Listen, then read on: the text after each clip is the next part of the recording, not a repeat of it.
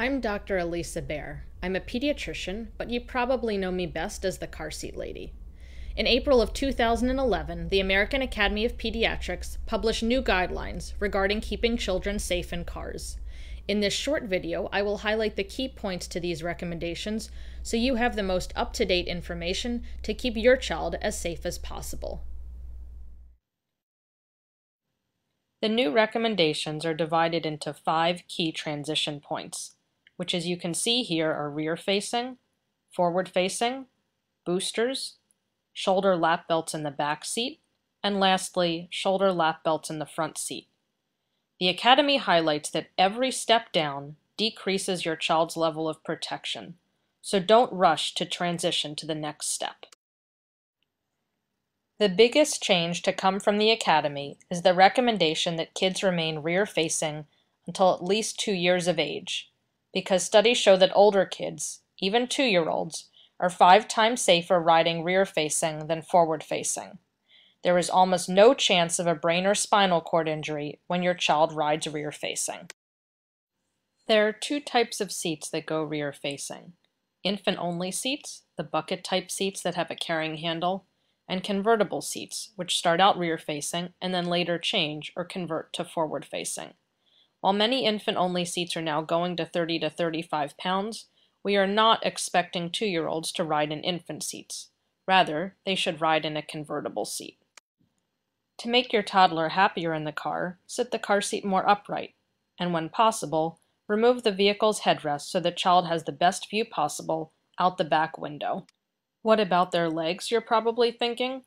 Older rear-facing kids will typically sit frog-legged or cross-legged, which is both comfortable and safe.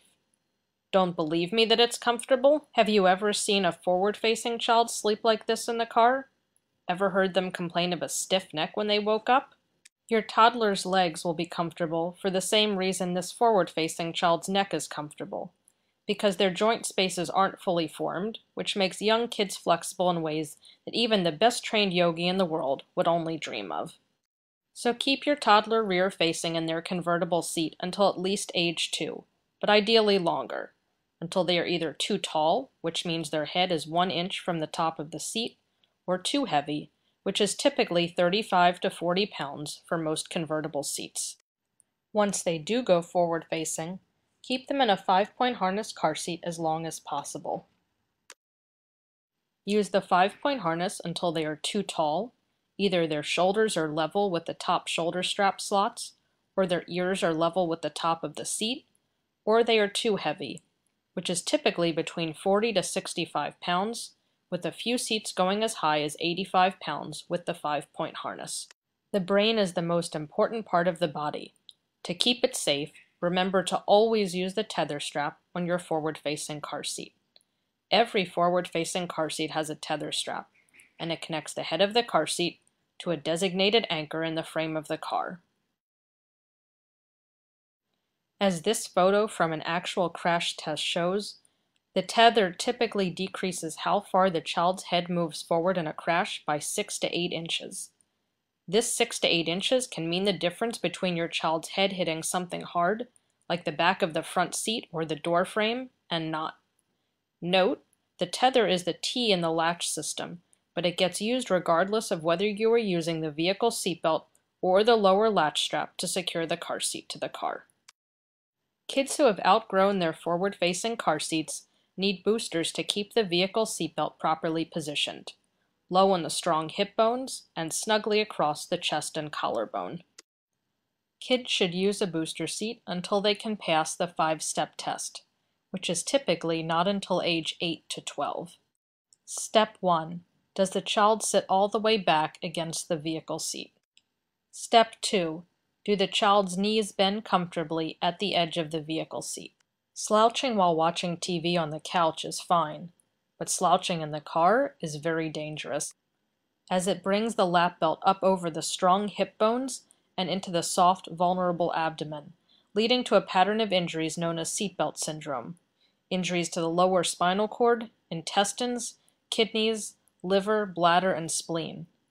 Boosters prevent slouching by giving the child a shorter seat pan. Slouching also creates a very large gap between the back of the vehicle seat and the child's back, which makes the seatbelt way too loose for the child's body, which in a crash allows the child's head to move excessively far forward, as you can see in this graphic, comparing the head movement of a child in a booster seat to the head movement of a child slouching. The child slouching moves far enough forward that their head is likely to hit hard structures in the car. Step 3. Is the lap belt as low as possible, touching the thighs? Again, you want the lap belt on the strong hip bones, far away from the soft abdomen. Most boosters have armrests. They are there to prevent the lap belt from sliding up into the abdomen. Step 4. Does the belt cross the shoulder between the neck and the arm? Please note, the shoulder belt rubbing the neck will not injure a child in a crash, but because it is uncomfortable, kids will typically put the belt behind their back or under their arm, both of which are very dangerous, as doing so removes all protection for the head and chest. In this graphic, you can see how far forward the child's head moves when they've placed the belt behind their back or under their arm, compared to the child in a booster seat. And step 5, can the child stay seated like this for the entire trip? If you can say yes to all 5 steps, the child is ready to transition to using the vehicle's shoulder lap belt without the booster. While all new cars are required to have shoulder belts in all positions, many older vehicles still have lap belts in the center of the back seat. Kids in boosters, and older kids and adults in just seatbelts, should always use a shoulder belt to provide the best protection for their head and chest. If you have no choice, a lap belt is still much better than no seatbelt, so always use it.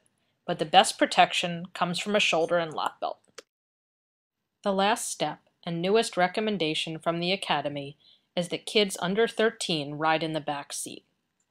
Most crashes with kids happen within 10 minutes of home and on roads with speed limits of 45 miles per hour or less. So letting your 9-year-old ride in the front seat on the way home from school because you aren't going far and you aren't going fast is no excuse. Kids belong in the back seat. Remember, every step down is a decrease in your child's safety. Don't rush them to the next step. Keep them as safe as possible for as long as possible.